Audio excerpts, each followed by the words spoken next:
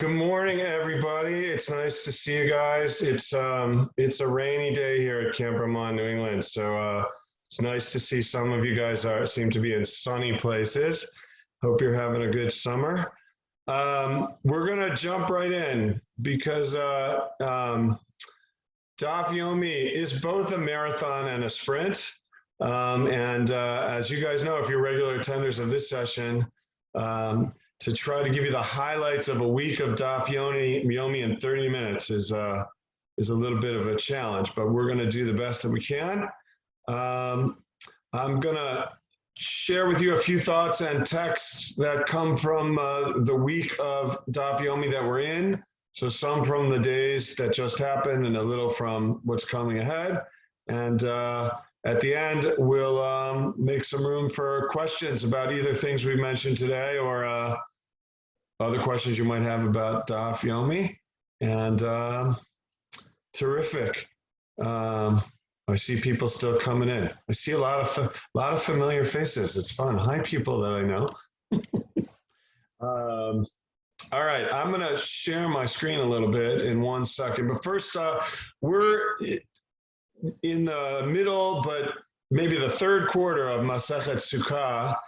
And one of the things that I've noticed about Masechet Sukkah is that in some ways it's for the Talmud, it's a very practical Masechet, meaning if you've been reading Daf Yomi, you know that sometimes the conversations are interesting in terms of rabbinic legal theory, and sometimes they're exploratory about how to connect what's in the Mishnah with verses in the Torah, but oftentimes the Talmud isn't something you could read and then say, oh, here are things I can do when I celebrate this thing, whatever the topic that it's about.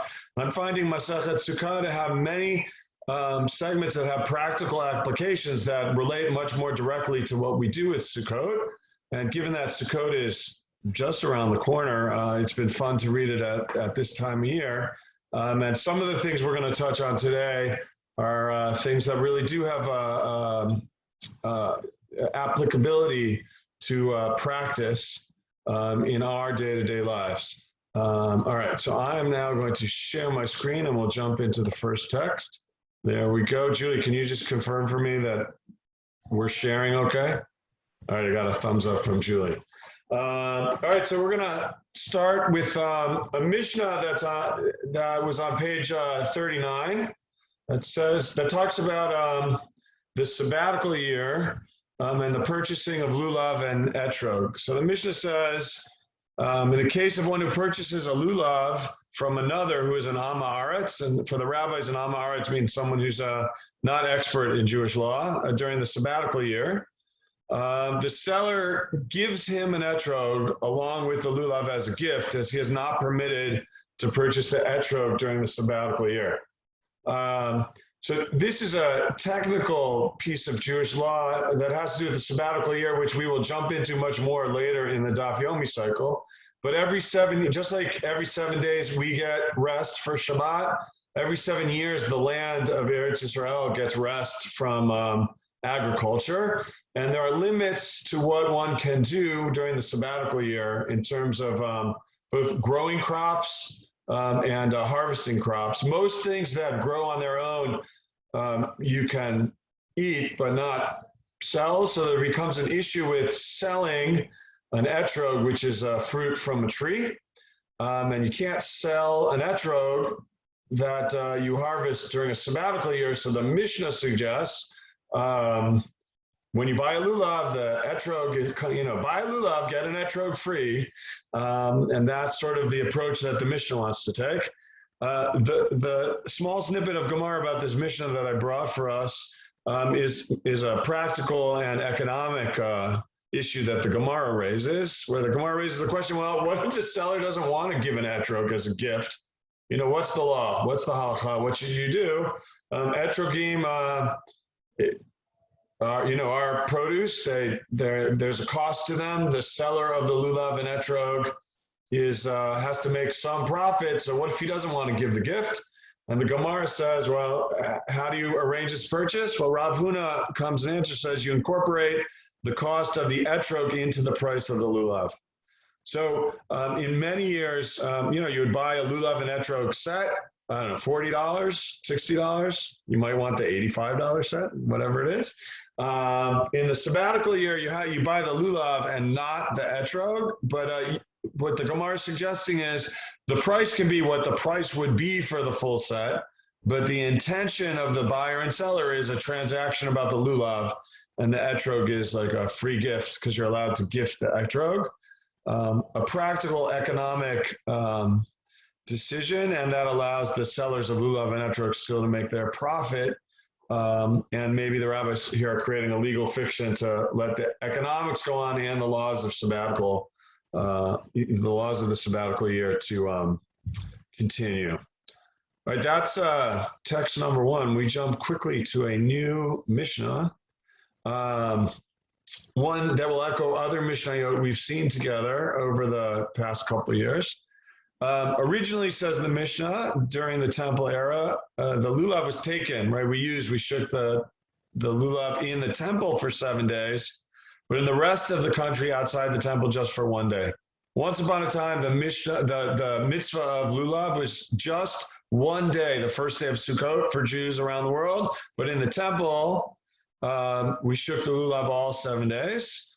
But here the Mishnah tells us about how that law developed. Once the temple was destroyed, Rabbi Yochanan ben Zakkai, who was the leader of the rabbinic world in his day, in the time of the destruction of the temple, he instituted an ordinance. He made a decree that the lulav should be taken and shaken even in the rest of the country for 7 days.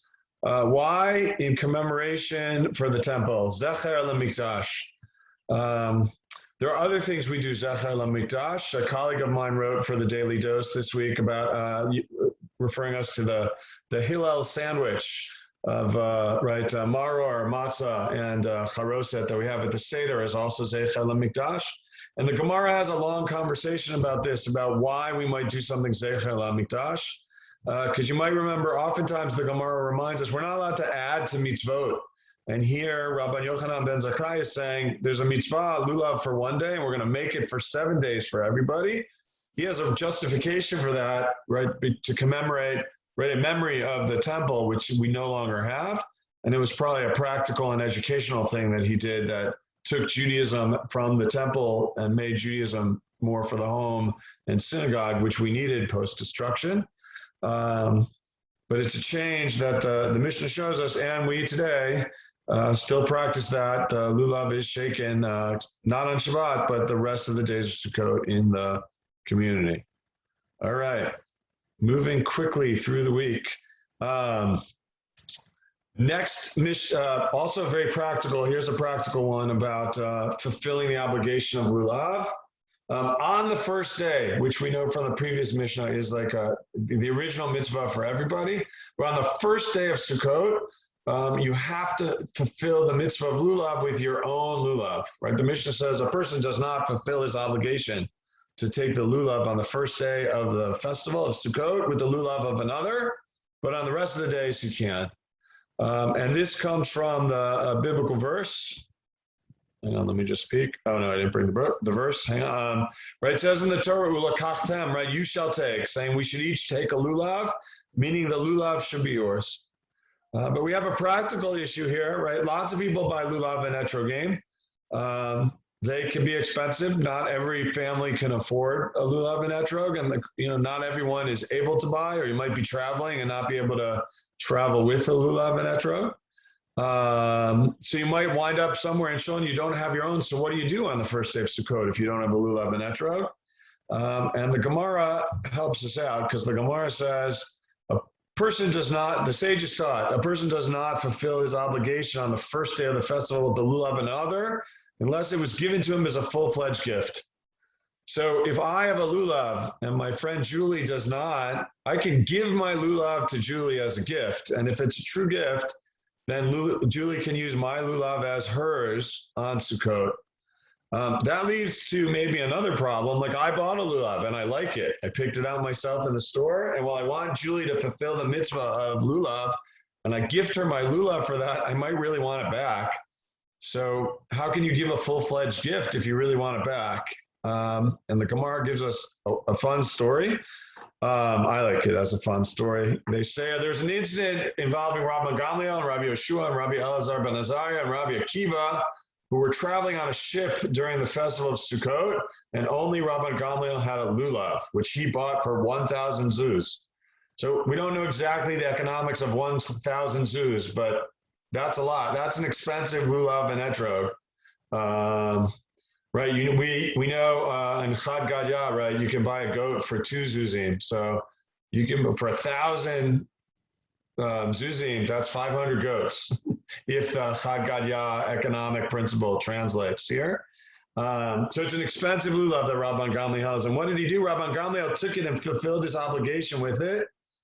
And then he gave it to Rabbi Yeshua as a gift. And Rabbi Yeshua took it and fulfilled his obligation, gave it to Rabbi Elazar ben Azariah as a gift.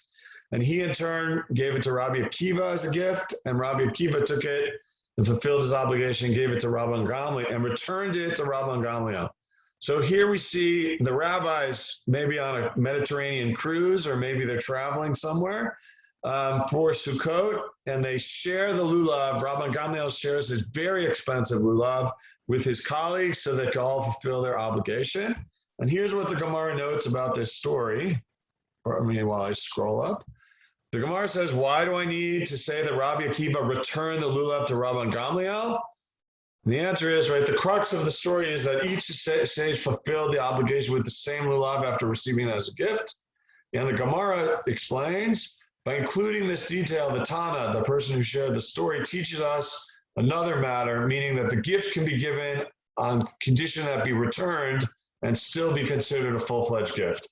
So we can go back to the story and see that Rabban Gamliel's lulav, which was 1,000 zuz, I'm sure he wanted back because of what he invested in it. He could give it fully to all of his colleagues, but it wasn't stated specifically in the story, but because of the detail at the end that says it was returned, the rabbis are reading back into the story that Rabban Gamliel gave it on the condition that he get it back in the end, that it was gift, but when you were, it's like Julie, you can have my lulav and it should be yours, but when you're done with it, I'd appreciate it if you give it back. And if we make a statement like that, Julie can still use my lulav and fulfill the mitzvah, and then give it back at the end, and even if the gift, they have that condition attached to it. And I know in many synagogues that I've been on in Sukkot, the rabbi from the Bima makes a careful statement to say, if you have a lulav, this is the time when you take it out and shake it and make the blessings. And if you have a neighbor who doesn't have that one, please offer your lulav to them as a gift so they can fulfill the mitzvah. And, the rabbis I've been with have then reminded everybody, and if you receive the lulav as a gift, please return it afterwards. So that the person can have their lulav for the rest of the week. And so far that's worked out okay. Hasn't ended in any fistfights. We don't have this week, or I didn't bring the text, but there's a great story from a different day where a fight broke out in the temple on Sukkot and a Kohen was pelted by etrogim. We've never seen that in person, but you never know. Jews and etrogim, flying fruit, look out. All right, zooming ahead. We're almost through the week. Can you believe it? Almost 7 dapim of Gemara. Highlights anyways. All right, we're moving to page 42. I find this text to be interesting, and we see ones like it in other parts of the Gemara. The Mishnah says a minor, right, a child who knows how to wave the lulav is obligated in the mitzvah of lulav. And the Gemara brings a text that talks about other mitzvot too. A minor who knows how to wave a lulav is obligated, and one who knows to wrap himself in a garment, someone who knows how to put on, dress themselves is obligated to put ritual fringes on that document, or it's a garment, tzitzit, if it's a garment that needs tzitzit. And if you know how to preserve the sanctity of phylacteries, tefillin, and how to do that in a state of cleanliness, your parent should buy you tefillin. And if you know how to speak, your parent should immediately teach you both Torah and how to say the Shema. What I love about this text, and while it's noteworthy, is, we know that, in Judaism, Jewish law falls upon our shoulders when we reach the age of majority, bar bat mitzvah. that's when you're obligated for mitzvot. And while that's a tried and true rule that, is, I think, pretty universally known, there are many examples on our this week in Daf Yomi and sprinkled throughout the Gemara of the Talmud saying, actually, there are mitzvot that kids are obligated to do. We saw this about residing in the sukkah. Here it's about lulav, and the other texts I brought list other mitzvot, which says to me, that there's no rule that doesn't have certain exceptions.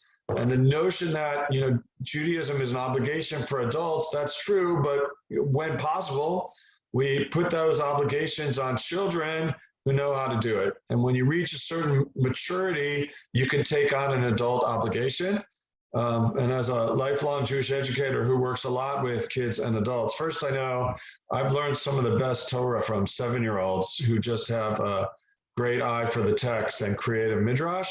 But, also know working with all ages of kids, they can be very serious about Jewish life and living. And to give them the opportunity to really fulfill a mitzvah even before they're bar and bat mitzvah, I think makes a lot of sense. And here we see this with the rabbis on our daf. All right, one last text, and then I'll take a deep breath. I'm thinking a lot about Shabbat because we're a few days away from the 8th and final Shabbat here at Camp Ramah, New England, which involves a lot of great davening and singing and some extra boxes of tissues as we see a spirited group of 70 16-year-olds have their last Shabbat ever as campers here at Camp Ramah. So it's on my mind a lot as Shabbat's on the way.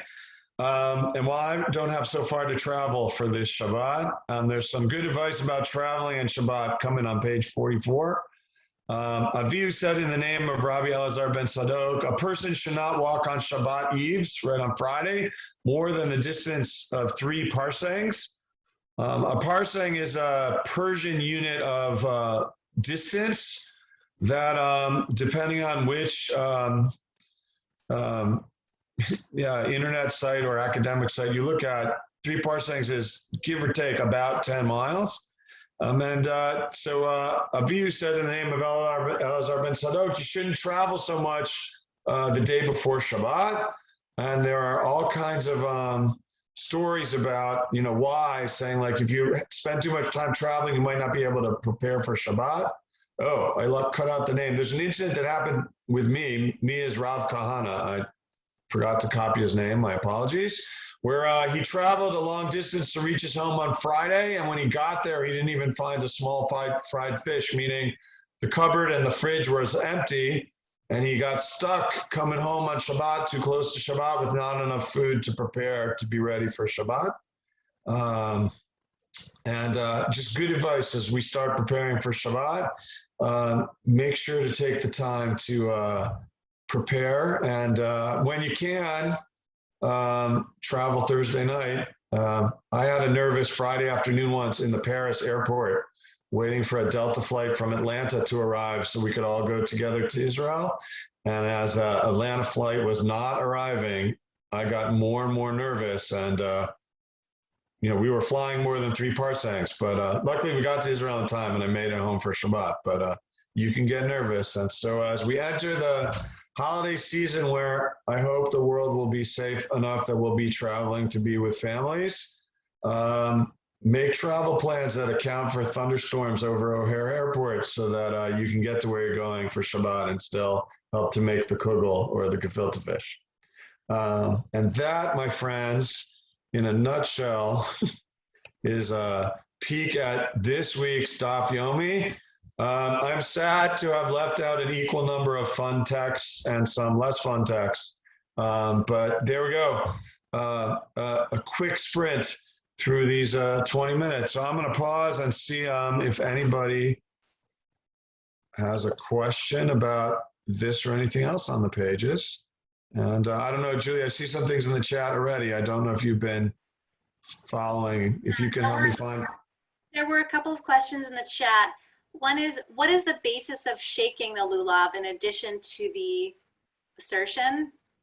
Ah, nice. That is, that's a great question. And I have to remember, I actually wrote about that for the Daily Dose, and I have to remember which Um, the Gemara has that same question, and I think it's coming up. Give me a second as I'm trying to find the page. Oh, no. It was there. The Gemara actually notes that when the Mishnah starts talking about shaking the lulav, the Gemara says, wait a minute. How do we know we shake the lulav? The verse in the Torah says you take the lulav, and the Torah doesn't tell us to shake the lulav. And the Gemara concludes from a Mishnah we read several weeks back that said the lulav has to be at least 3 hands breadths long. Why? So it's long enough to shake. So when in recent pages the Gemara started to talk about shaking the lulav, it infers it from a Mishnah that says the minimum height requirement of a lulav was established to allow for shaking.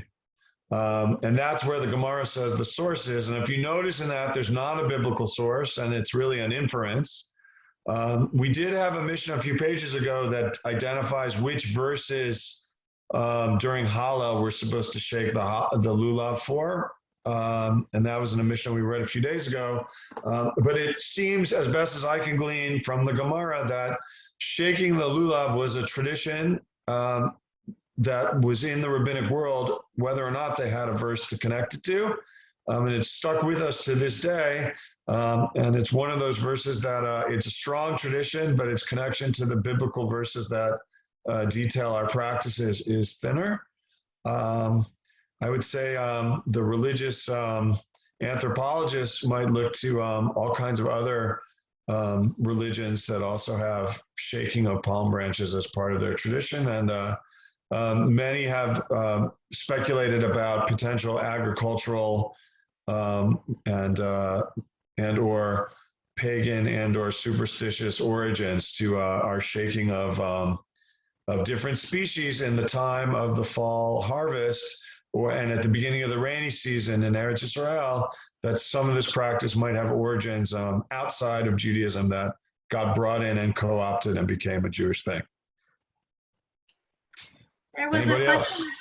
Yeah, there was one more question in the chat. Oh, and I see a few more came in. But earlier, someone had asked when you were talking about the gifting of the lulav to someone who didn't have one. There's a question about gender. So from the rabbinic perspective, if a man gave the lulav to a woman, but are only men obligated in the mitzvah of lulav, could it be then a valid gift that could be given back to the person? Got it. So in going into the head of the rabbis of the Talmud, right, lulav is a time-bound mitzvah, so it would be in the category of things that they saw men as obligated to do and women not. As we know, the rabbis of the Talmud have a much different gender roles than we do today. But I think in their context, they're talking about gifting the lulav to, from male to male. My example, in which I gifted my lulav to Julie, was taking into account the contemporary egalitarian setting in which I live, and I'm sure many of you do also, although we're all from different worlds. So I don't.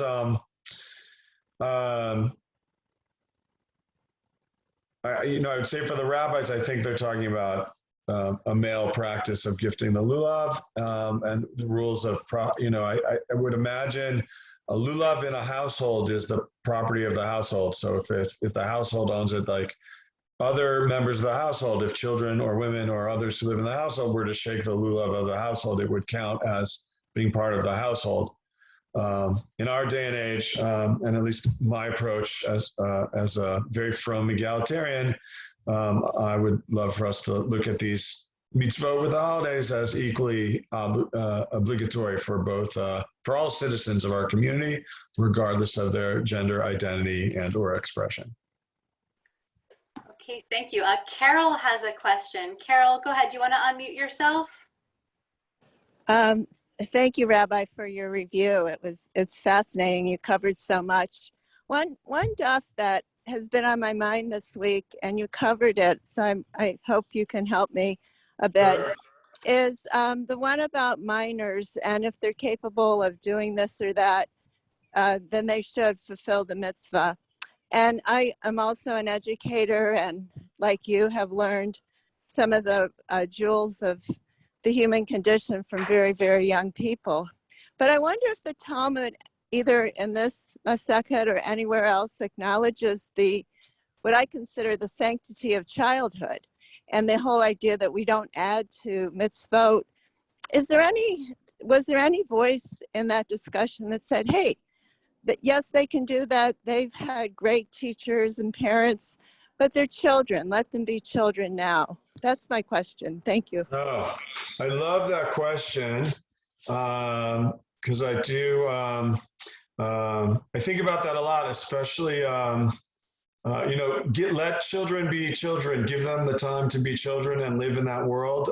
As an educator, I feel that a lot. I also know in the society in which we live, we've extended some of that childhood to maybe age 18, or, you could argue that while our children have responsibilities while they're at university, that in some ways, while you're in college, it's still an extended childhood, potentially. The obligations don't fall on kids, till later.